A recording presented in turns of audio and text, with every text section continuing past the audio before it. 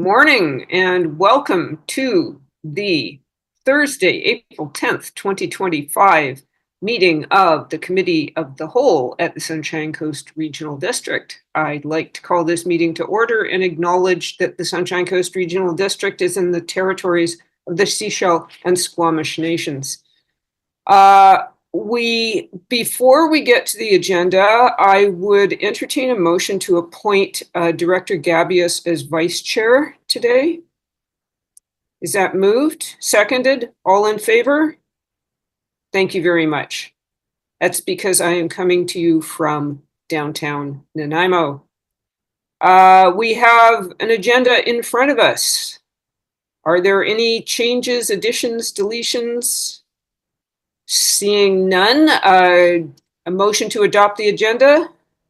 Moved, seconded, all in favor? Thank you. And also a motion to receive all reports and communications. Moved, seconded, all in favor? And we are on our way. So the first item we have here is the water supply plan feasibility study long-term groundwater supply sources test well drilling program results. That was very long. Who do we have to present?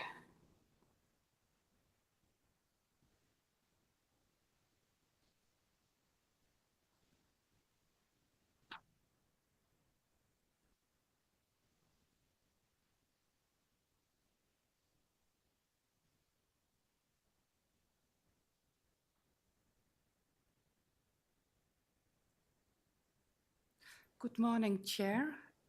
Thank you for the opportunity for Calway Water Dynamics to present the results of the water supply plan feasibility study, long-term groundwater supply source, or in short, the groundwater investigation phase 5,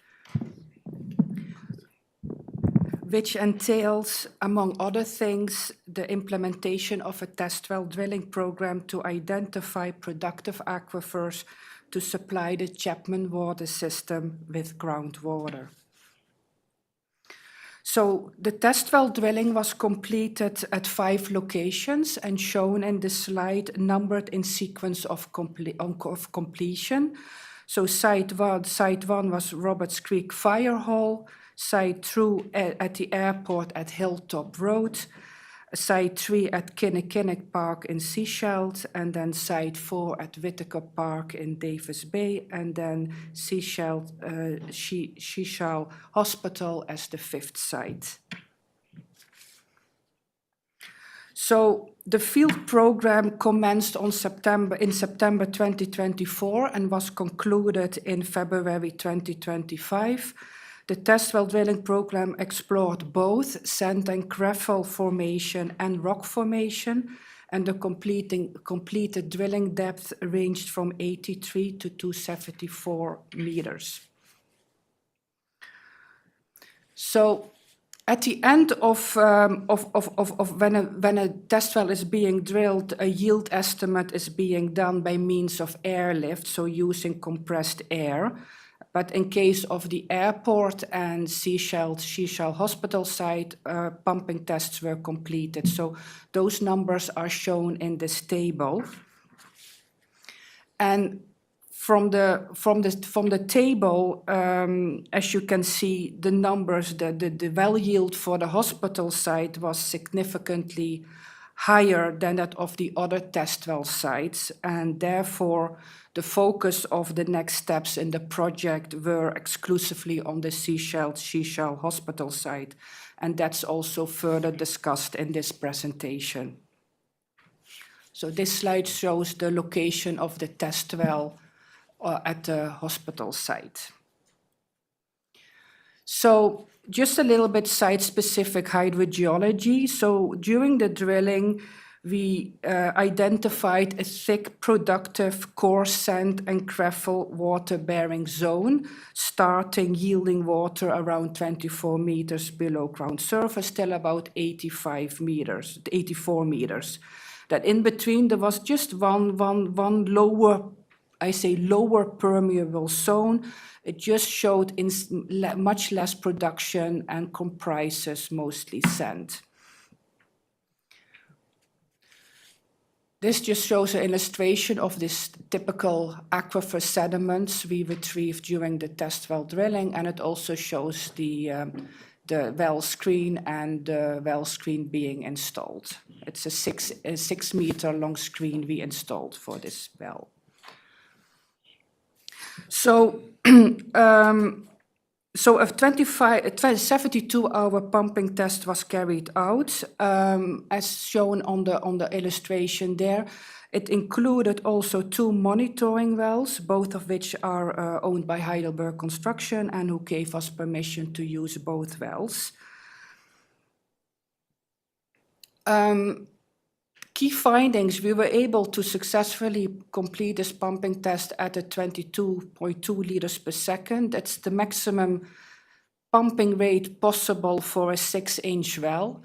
And it shows that the drawdown was, I can say, only 3.96 meters, and it flatlined right away. So this is only 8% of the available water column. So that at that point, it already told me that this is potentially a very productive aquifer at this location. As far as water quality, it meets the Canadian Drinking Water Quality Guidelines for the tested parameters. I just showed some numbers for arsenic, iron, and manganese. And other findings as far as well interference, no well interference was observed at the monitoring wells, and at this point there was no measurable evidence of saltwater intrusion, and that is based on water quality results. So based on the pumping test results, we calculated the theoretical long-term yield, which is 187 liters per second. This needs to be interpreted with some caution, mainly because we haven't tested at that high rate, and so it is uncertain the aquifer response to higher capacity pumping. However, based on the result, the expected well field capacity is at least 74 liters per second, but high capacity testing needs to confirm this. It is regarding the well field design considerations. It is anticipated that the well field comprises at least 2 large diameter production wells, and a pump station would be needed for the pump controls and disinfection, and a backup generator. And the proposed well field will tie in to existing water main to supply the Chapman water system. So in conclusion, the expected well field capacity is at least 74 liters per second. This is a reasonable assumption based on the calculated theoretical long-term yield of 187 liters per second. However, high-capacity pumping tests are still needed to confirm this well field capacity and the theoretical long-term yield as well. But in short, this is potentially a very productive aquifer, and the water quality is excellent. So KWD recommends to advance to a next phase by drilling 2 production-size test wells to facilitate the high-capacity pumping tests. This to confirm the well field capacity, long-term yield, and other considerations such as possible well interference, risk of saltwater intrusion, and impacts on stream at that high capacity dam. But also to inform future decisions and provide data for continued engagement with members of Sechelt Nation and Vancouver Coastal Health and other stakeholders. At the same time, it's recommended to start the process of submitting a groundwater license application for the 74 liters per second to the Ministry of Water, Lands and Resource Stewardship based on the test well results. Design and implement a groundwater monitoring program for this test well, including water quality and groundwater levels. This would support the groundwater licensing, but also provides opportunities for a better understanding of certain aspects of the aquifer. Conduct a groundwater at risk of containing pathogens, the so-called GARP assessment in support of determining disinfection requirements, and continue engagement with members of the Seychelles Nation and Vancouver Coastal Health. Thank you very much.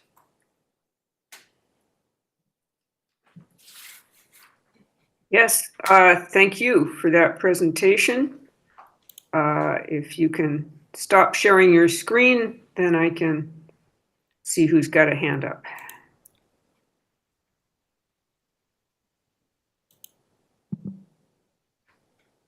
And the hands, they are rising. Okay. First up, I believe, was Director Bax. Thank you, Director McMahon, Chair. So my question is simply, how does this compare to our Church Road well as far as capacity? Looking at the 74 liters per second, what is the output of the Church Road well? Thank you. Potentially the productivity of this proposed site is more than the Church Road well field, is what I can tell now based on the pumping test results. Thank you. Next up, I see alternate Director Shepherd. Thank you. This is fantastic news, great results from this pump station. Really excited to see it. Just a question about what's the aquifer designation or the number? Maybe I've missed that in the report. You're referring to the one of the provincial database? Yeah. I believe it is 566. 566? And is that, can you describe the characteristics of the aquifer? Is it contained? Is it? Okay, yeah, so again, I just want to, so the provincial database has all these aquifer delineations, but they always should be considered approximations, often not, so they may give a delineation, but it might have multiple aquifer systems. But this aquifer, and it is also based on the pumping test results, it's an unconfined aquifer. Sorry, through the chair. So this is an unconfined aquifer. Are there any problems, potential problems as a result of that? And I'm thinking back through the District of Seychelles, it's a Dusty Road, where there already is a test well. Thank you.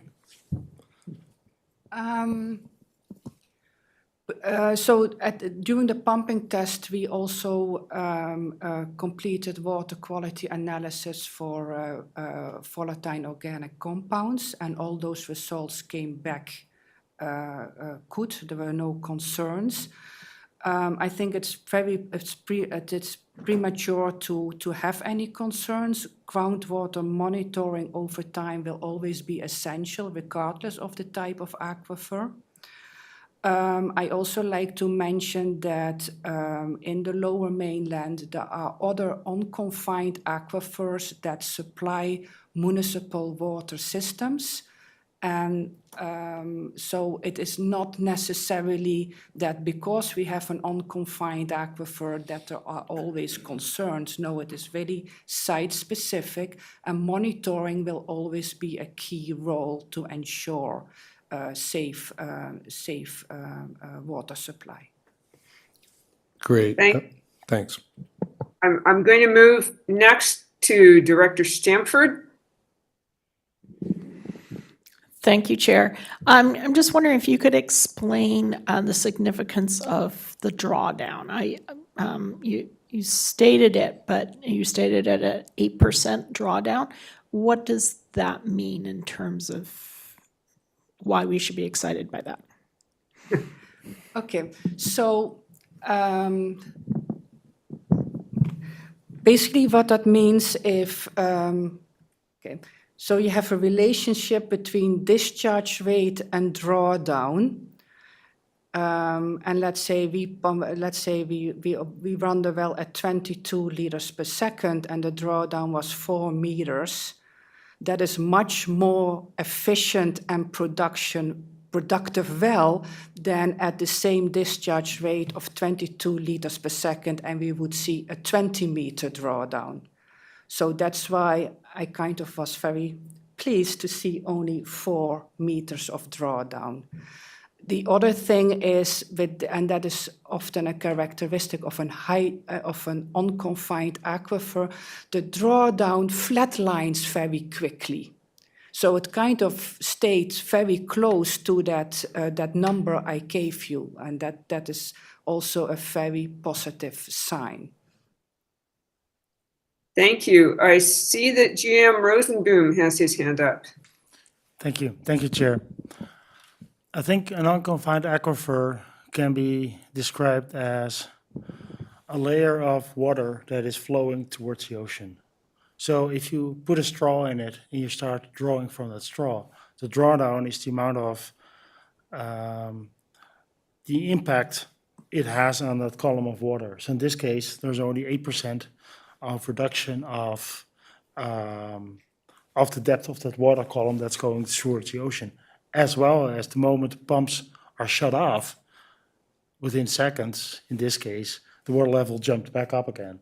So that means that there is a lot of flow going towards the ocean, and you're trying to create an impact on it by sucking from that straw. But the moment you stop pumping, it goes back up again. So it just is an indication that there is a lot of water flowing towards the ocean.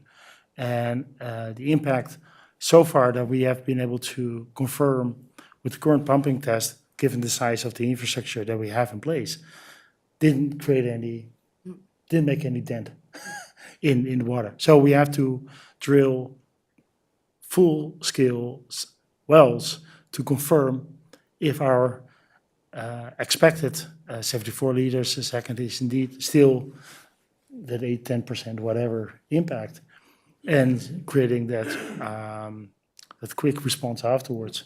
And then we can also confirm, okay, but what if we run those 2 wells at maximum capacity, et cetera, and is that 180 or whatever that we currently are projecting or expecting, is that still, is that creating a similar type of response? We anticipated it does because of the thickness of the water column that's flowing towards the ocean, and those are the steps that we have to confirm.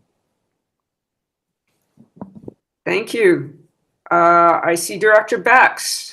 Yeah, I had a look at the provincial site, and Dusty Road well is correlated to aquifer 564, not 566.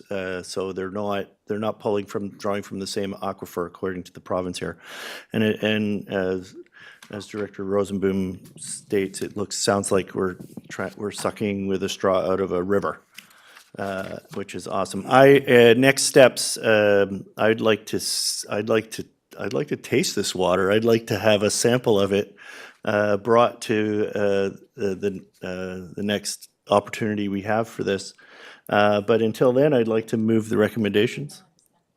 We're not. We Great. actually are not yet at the staff report. Very good. Fine. Thank you. At the consultant's presentation. Maybe I could ask our General Manager Rosenboom what the output of Church Road well is. Go ahead. Okay.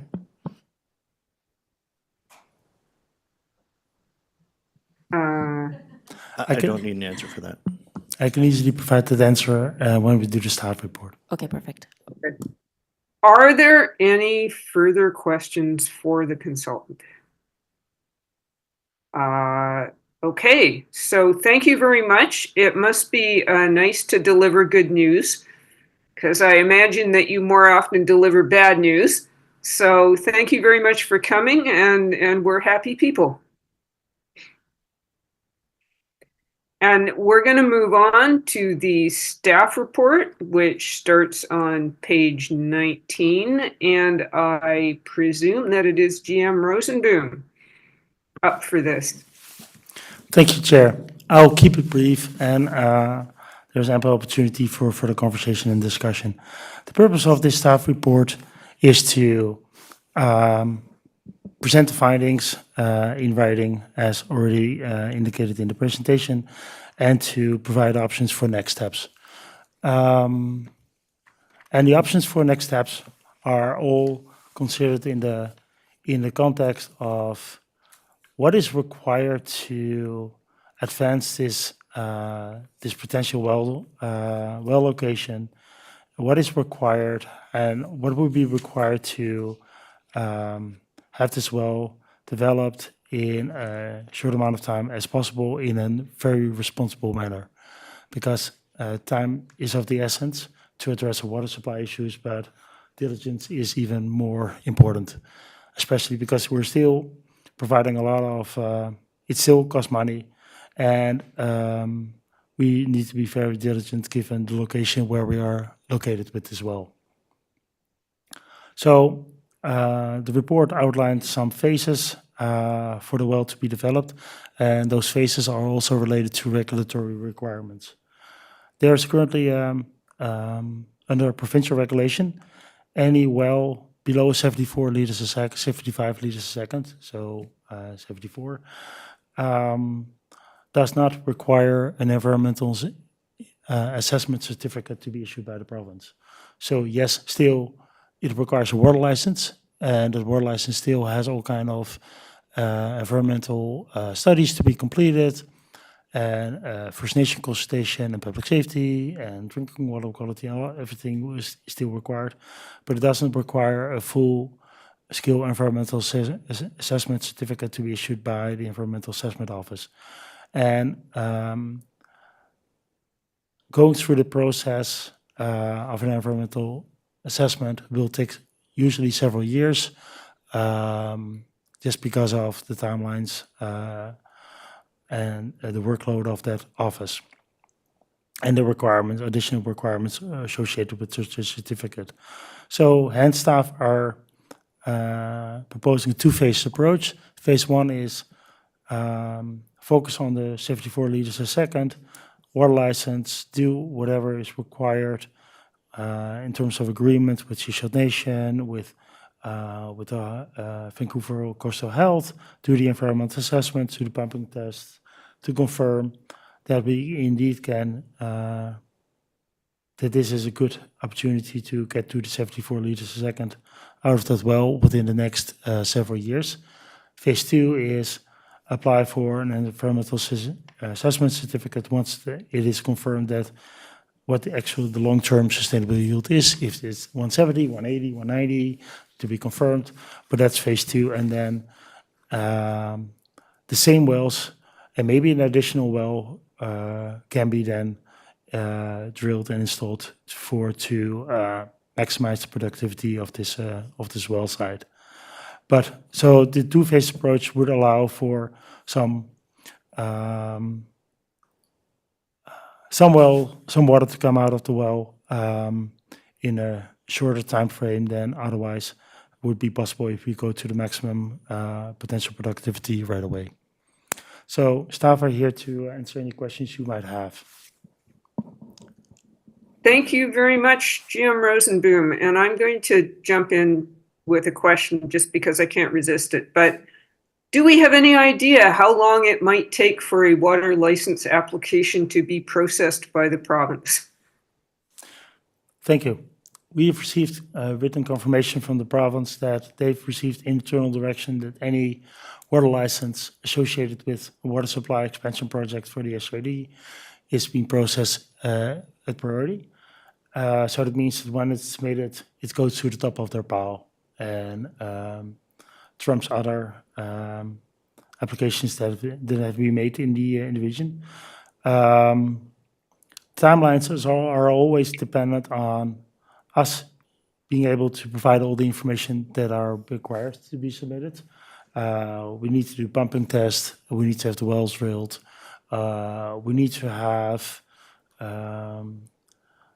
engagement with the Seychelles Nation. We need to have a land use agreement with Vancouver Coast Health. We need to have our design for the required infrastructure further developed. So there's still a lot to be done. So it could be 1 year, it could be 2 years, but I don't expect it to be any longer from now for us to get a water license on this site. If our engagements with other interested parties are going in an expedited manner. Thank you very much. That's more good news. Director Bax. I wonder if anyone has shared this good news with our local MLA, who is also the Minister of Water, Land and Resources. Has Randy Neal's been informed of this, or do I get to share this with her? Thank you for this question. Oh, Chair. If I may, through the Chair, this information is currently presented to the board because that's where it needs to land first, and further distribution to other entities can happen afterwards. And I think there can be further conversations with the CEO on what the best process of doing so is. Thank you. Very good suggestion. Director Gabias. Thank you, Chair. And our consultant touched on this earlier, but the location of this well, sorry, I'm going to look at Chair on the screen. The location of the well is close to the mine, like not connected to the Dusty Road aquifer, so that's good news. But will there be a full toxicological analysis done of the water just because of that location? That's a little tricky. And if so, when would that take place? Like where in the phases would that take place? Thank you. Yeah, sorry, through the chair. As part of the test pumping process, we did a typical full screen that we would normally do for a drinking water analysis. And as Ineke mentioned in her presentation, we would also continue to monitor for groundwater quality issues as we proceed through the process with additional testing. But at the moment, the water is essentially ready to drink. It would only require chlorination to be sent into the system. Thank you very much. Alternate Director Shepherd. Thanks for this. I'm just wondering, I'm generally in support of all the recommendations from staff in proceeding with this, but I'm just wondering if the priority here should be to consult with the Seychelles Nation as a first step to sort of one aspect of this is the capital requirement for it.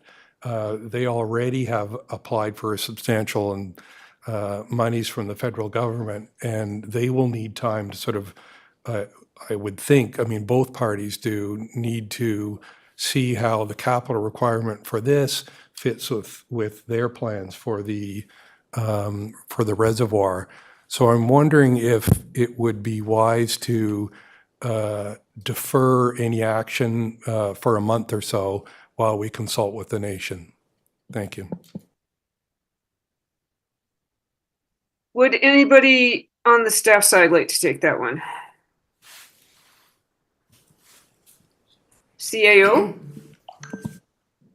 Thank you. That's a good suggestion, and definitely that would be a good idea. I just want to make sure that it's understood that the capital cost would be borne by the SCRD in whole. So would be borne by the regional district. What that agreement looks like with Vancouver Coastal Health, et cetera, needs to be understood. From a rights and title perspective, that's absolutely part of the next steps and what's explained in the staff report. And so I think that's why the steps have also been broken out to be moderated so we can undertake full engagement with the nation ahead of before it proceeds. So really it's to gather more information for us to be able to be more well-informed with all the parties. Thank you. Alternate Director Dandrad.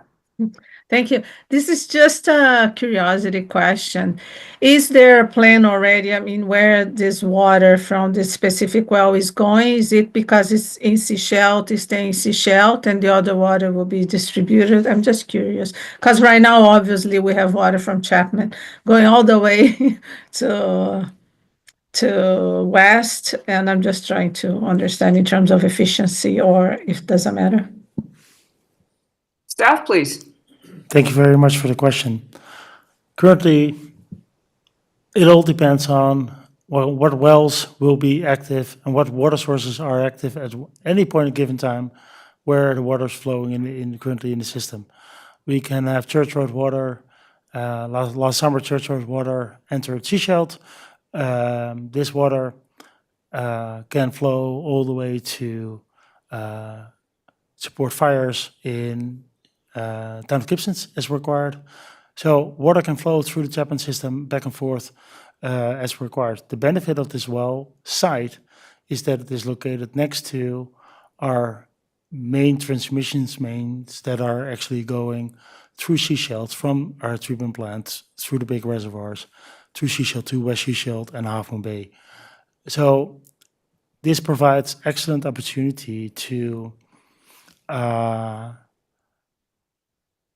be a secondary water source for the downtown Sechelt area, Sechelt Nation lands, as well as Half Moon Bay and West Sechelt. What it also does, and that's highlighted in the staff report, it provides an opportunity for Vancouver Coastal Health to connect directly to this well field as an emergency supply to the hospital.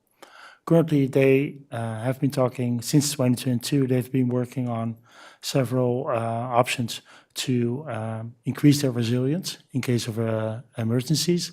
They've been thinking about storage on site, etc. But this would be an excellent opportunity, and they already indicated that this would be a very excellent opportunity for them to tie in directly to the pump system, so that in case of emergency, there will be an opportunity for them to draw water from this site. And similar arrangements could be made for other areas close to this well field, that in case of emergency, this could be supplied directly from the well field, while other parts of the water system might be not be able to supply anymore. And I'm thinking, for example, about some of the Sechelt Nation lands in close proximity to this well field. Thank you very much. And we all love the idea of a resilient hospital. Director Stanford. Thank you. This is maybe a bit more of a comment that the serendipity of finding this water where it was, and that this was actually not on the original plan to drill. I'm just interested in how the decisions were made to consider the different areas that we did drill in, and then how this came at the bottom of the list and yet has turned out to be the best location with potentially a huge amount of clean drinkable water. So pleased with the serendipity, but how close we were to not even exploring this and why we made those recommendations. Maybe a big question. Great question. Over to staff. Thank you. Thank you, through the chair. I think this highlights how complex groundwater and aquifer works. how immensely complex these kind of systems works. We've had situations where wells, or I'm aware of situations where two wells are drilled next to each other, 10 meters apart, and one is very productive and the other one is dry. Why? Because one is 10 meters less deep than the other one, and you just poke through that confined through the hard pan layer, and you get to the layer below. Aquifers are a mystery, and how they all work. And so in this case, there's the theory that there's even a bedrock formation between this site and the well and the mine area, which is actually protecting this water even from being contaminated at all. So there's several lobs of water and flows of water that are unconnected. So it's not as simple as, oh, an aquifer is one big sheet of water and it's all connected and everything. No, that's not how it works. It's based on, I was talking with a consultant, Ineke, about it as well some time ago. It's like, even on the other side of the hospital, just on the other side of the hospital, the same depth, we might have been able to get completely different results. So that's why in our conversations with VCH to date, we've been also saying, like, no, if we want this to work, we need to have a well field close to where we are now right now. We shouldn't move a lot away from it, because then we can do that, but then we have to start from scratch again. So how come that this site was the alternative site to the other? Because it wasn't identified earlier based on the known information that this was even a potential good site. So it's all about just the only way for us to confirm if there's potential in the area is by drilling. Thank you very much. Director Gabias. Thank you, Chair. Try to be cautiously optimistic here. This is a good lead that we have. We're very fortunate that this came up. I want to confirm, because it was not totally clear, the aquifer for this well is definitely a different one than the one where Dusty Road is. Is that correct? I saw a nodding of the head, but I just want to confirm with staff. Yeah. We anticipate it is, and that's to be further confirmed in terms of connectivity. But so far, even the wells that we tested during the pumping test result in no impacts to them. So the likelihood of there being connection with even the Dusty Road one is very, very minimal. If I have the opportunity, I want to answer the question from Director Bax that he asked prior. Is that okay in terms of comparison with Church Road and Langdale? Okay, thank you, Chair. Church Road is about 55 liters a second. Maximum productivity. Langdale, about 70 liters a second. What we're doing, we're doing our, as indicated in the report, we will provide a full-scale update to the water supply scenario analysis that we provided to the board in January. We are currently working on that, and we hope to provide the results early May to the board for their information.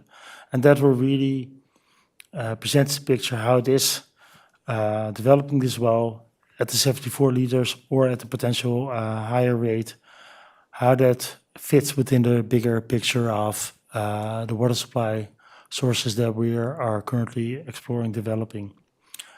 But let's say the 190, 180, 190, that's currently a theoretical maximum. If you compare that to the maximum treatment plant capacity from the Chapman treatment plant, which is 300. So you have do 2/3 of the way of having the full of the capacity of the current treatment plant. So it's massive. Thank you very much. I will just bring the committee's attention to the fact that there are recommendations on page 19 that could be on the floor. Over to alternate director Shepherd.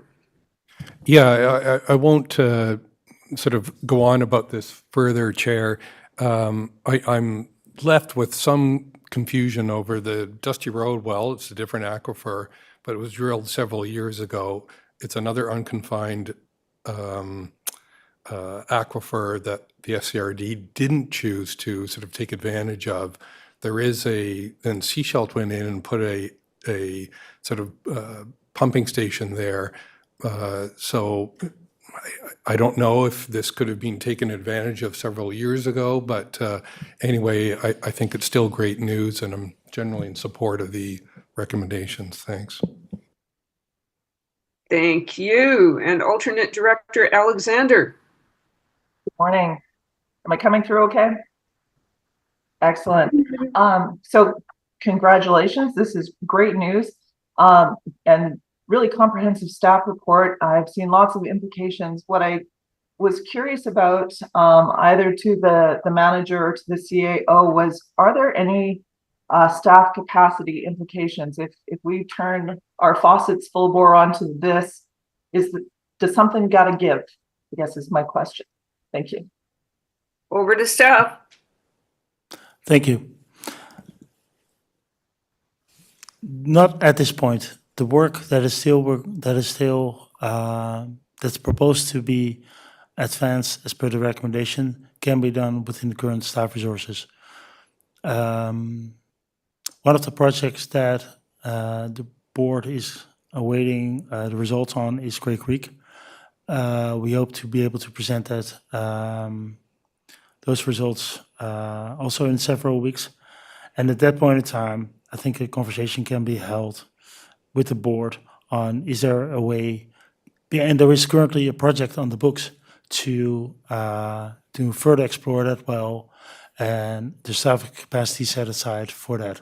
So based on those results, there might be an opportunity to reconsider the prioritization and is there funding, maybe funding and staff reallocation potential to further advance the development of this well without further impacting the overall workload and capacity of staff. Thank you. Thank you. Director Bax. Well, I want to move the recommendations as they appear on page 19. And do we have a second? And I see a second. I see several seconds. Do we have further comments, questions? Director Gabius. Yeah, thank you, Chair. And I just wanted to address alternate Director Shepherd's comments earlier. We're going to move the recommendations potentially. It won't be set in stone until board in a couple weeks, so we have some time to discuss with the nation. I totally agree that there needs to be a discussion there, but we have that opportunity here, and this is basically allowing staff to keep exploring and get more information on this well. So I feel comfortable moving these forward. Thanks. Thank you. And I'm going to further note, as staff said on page 22, that the testing, the pump tests are best done in the summertime. So this is, this is urgent that we need to move the testing forward to get the information. We already know that we have winter water. The issue is water in summer. So I'm not seeing any further hands. I'm going to call the question. All those in favor of the recommendations? And any opposed? And so that is passed. And thank you very much. Yes, I think we have kind of hit the jackpot here. So that is the end of our biggest items of business here. We have no further reports. We do have a communication on page 28.